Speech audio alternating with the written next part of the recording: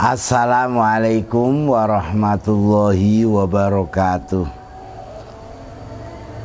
Bismillah, alhamdulillah, assalatu wassalamu ala rasulillah wa ala alihi wa sahbihi wa mawala, wa la hawla wa la quwwata illa billah wa ba'du.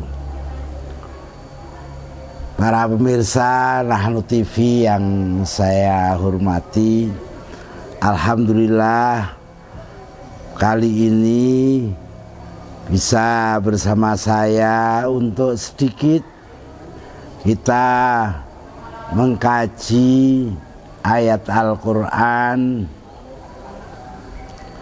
yaitu surat Al-Baqarah ayat 124.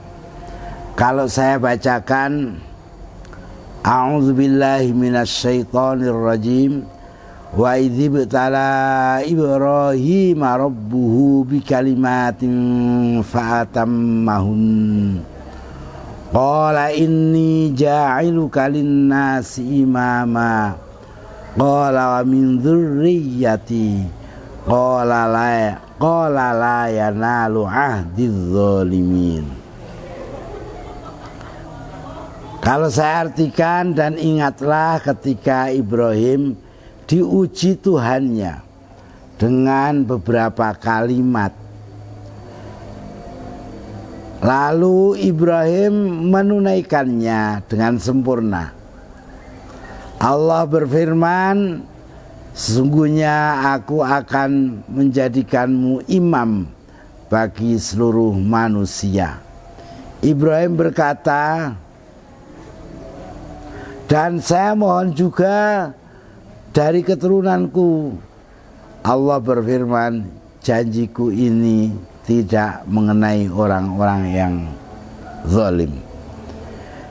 Baik, di situ ada ujiannya Nabi Ibrahim. Tentang ujian di sini ini memang kemudian para ahli tafsir menyatakan bahwa bukan hanya sekedar ujian dalam arti ujian, tapi itu perintah. Perintah Allah Subhanahu wa ta'ala. Kalau secara bebas ini dari ungkapan wa idzibtala Ibrahima rabbuhu bikalimatin fa'atammahun, Allah memerintahkan Nabi Ibrahim dengan beberapa kalimat. Lalu Nabi Ibrahim melaksanakannya dengan sempurna. Nah ini dipakai menggunakan kata-kata ibtala yang artinya adalah ujian. Bahwa memang perintah Allah Subhanahu wa ta'ala itu ujian. Ujian bagi yang diperintah. Kalau di sini kepada Nabi Ibrahim, ya perintah kepada Nabi Ibrahim itu artinya ujian kepada Nabi Ibrahim. Perintah kepada kita itu juga ujian bagi kita. Bahwa semua perintah Allah Subhanahu wa ta'ala kita bisa enggak menunaikannya, melaksanakannya itu. Lah, kemudian di situ bisa kita pahami yang berikutnya adalah bahwa Nabi Ibrahim diperintah untuk melaksanakan beberapa kalimat. Ini para mufassir memang berbeda pendapat. Banyak pendapat tentang kalimat-kalimat apa itu. Ya, kalau itu syariat Islam, maka para mufassir juga menyatakan bahwa kalau syariat Islam itu terkandung pada surat Baro'ah, kemudian ada yang kedua pada surat Al-Ahzab, dan yang ketiga pada surat Al-Mu'minun. Nah ini kalau kita lihat dari surat Baro'ah atau surat At-Taubah, itu At-Taubah ayat 112 bisa dinyatakan oleh Allah Subhanahu wa taala di situ, a'udzubillahi minasyaitonirrajim, at-taibunal abidunal hamidunas saihun as-saihunal raki'unas sajidunal amiruna bil ma'ruf al-amiruna bil ma'rufi wan-nahuna 'anil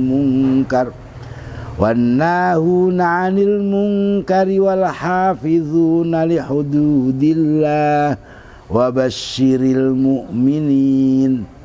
Kalimat-kalimat perintah Allah Subhanahu wa taala kalau yang kita ambil dari surat At-Taubah ini atau surat Baroah adalah apa?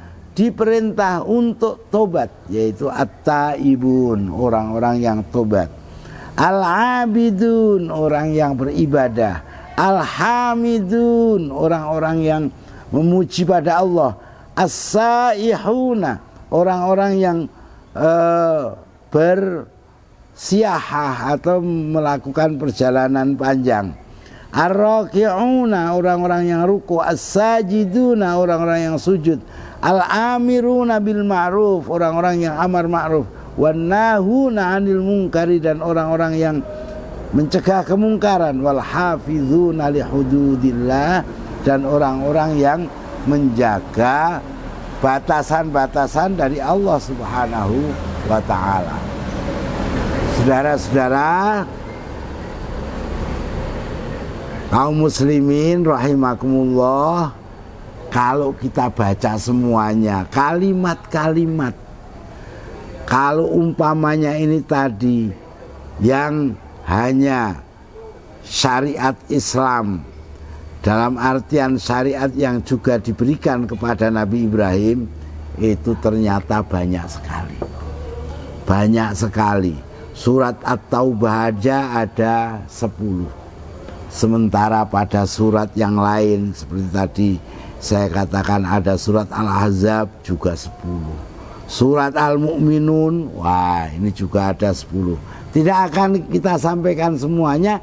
Yang jelas di situ bahwa Allah Subhanahu wa taala itu memerintahkan kepada Nabi Ibrahim untuk melaksanakan kewajiban-kewajiban dan menjauhi larangan.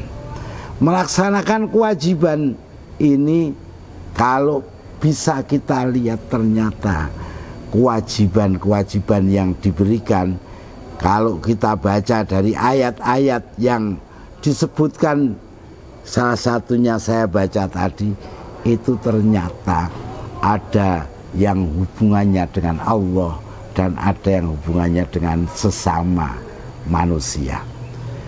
Artinya Nabi Ibrahim dan tentu saja kita semuanya itu diperintahkan oleh Allah Subhanahu wa taala bukan hanya sekedar hablum minallah, hubungan dengan Allah saja, tapi juga hubungan dengan sesama manusia. Coba kalau kita lihat umpamanya kata as-saihuna. Wah, as-saihuna. Memang para mufassir banyak memberikan makna as-saihun dengan beberapa makna. Ada yang memaknai as-shaimun, orang-orang yang puasa. Ada yang mengartikan al-mujahidun, orang-orang yang jihad fisabilillah. Ada orang-orang yang menyatakan al-muhajirun, orang-orang yang hijrah. Ada yang mengatakan alladzina yusafiruna li talabil hadis wal ilmi. Itu pernyataan Ikrimah, orang yang bepergian untuk mencari hadis dan ilmu. Ini artinya bahwa tidak hanya sekedar peribadatan mahdhah, tapi peribadatan yang sifatnya juga peribadatan sosial, peribadatan di mana kita tidak hanya sekedar kemudian bagaimana berhubungan kepada Allah, perintah-perintah Allah itu ya sebenarnya kalau kita pahami betul perintah Allah Subhanahu wa taala itu tidak untuk kepentingan Allah, tapi untuk kepentingan kita, kepentingan manusia yang diperintahkan. Ibadah kita kepada Allah sebenarnya juga kembalinya kepada kita, untuk kepentingan kita. Allah tidak membutuhkan ibadah kita. Allah tidak membutuhkan ya semua amal-amal kita yang kita persembahkan pada Allah Subhanahu wa ta'ala. Baik, kemudian yang selanjutnya, di samping bagaimana kita diperintahkan oleh Allah untuk kemudian melaksanakan seperti Nabi Ibrahim, fa'atammahun. Tapi dari situ sebenarnya dari kata fa'atammahun di sini bisa kita pahami yang lain adalah bahwa tidak semua orang bisa melaksanakan seperti Nabi Ibrahim alaihissalam. Tapi ya mestinya hanya Nabi Ibrahim.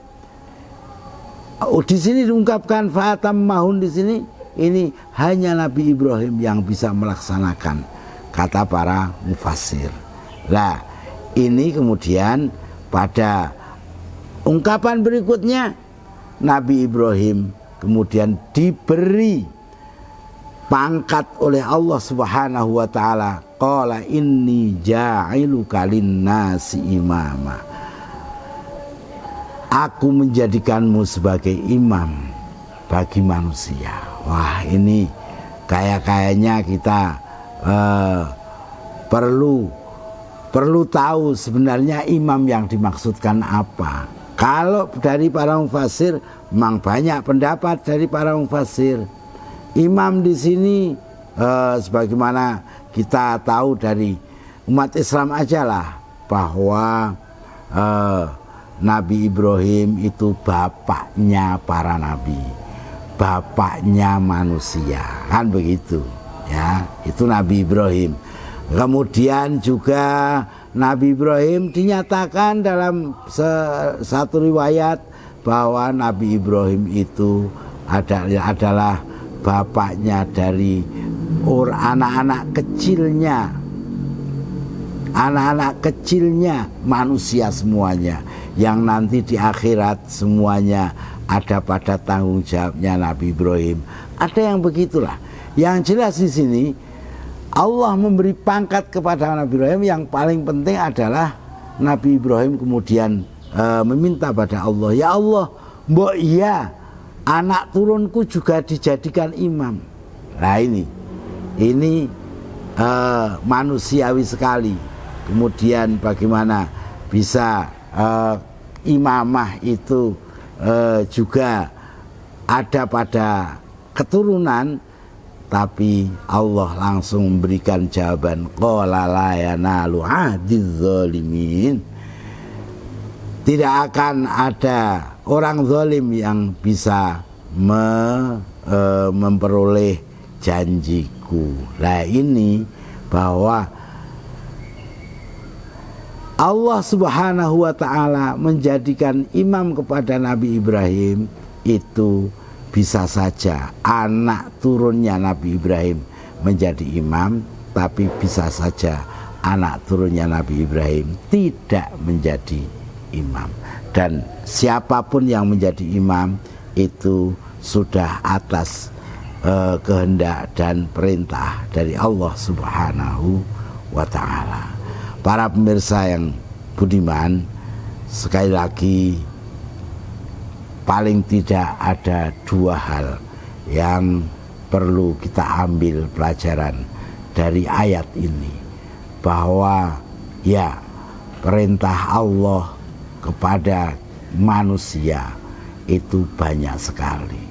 Tidak semua manusia bisa menjalankan perintah itu, tapi perintah itu harus kita jalankan.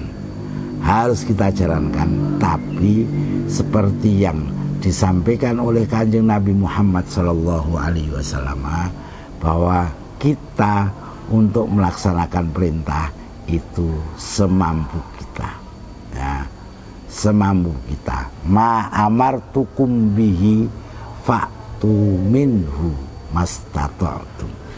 Apa yang aku perintahkan kepada kalian, maka laksanakan semampu kalian. Wa ma nahaitukum anhu fantahu. Yang aku larang, kalian harus jauhi. Nah ini, maka ya, Kanjeng Nabi Ibrahim bisa melaksanakan, bisa menyempurnakan karena beliau memang memiliki kekuatan untuk bisa melaksanakan. Kemudian yang kedua, bahwa tidak kemudian yang orang tuanya menjadi orang baik, kemudian keturunannya akan menjadi baik, walaupun itu juga diminta oleh orang yang sebaik Nabi Ibrahim.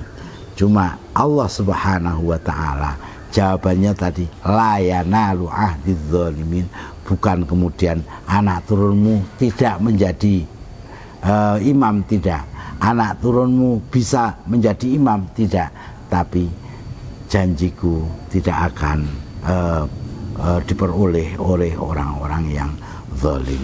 Bisa saja orang yang zalim itu dari keturunannya Nabi Ibrahim, dan bisa saja dari keturunannya non Nabi Ibrahim. Saya kira itu dari saya, kurang lebihnya mohon maaf, semoga ada manfaatnya. Wassalamualaikum warahmatullahi wabarakatuh.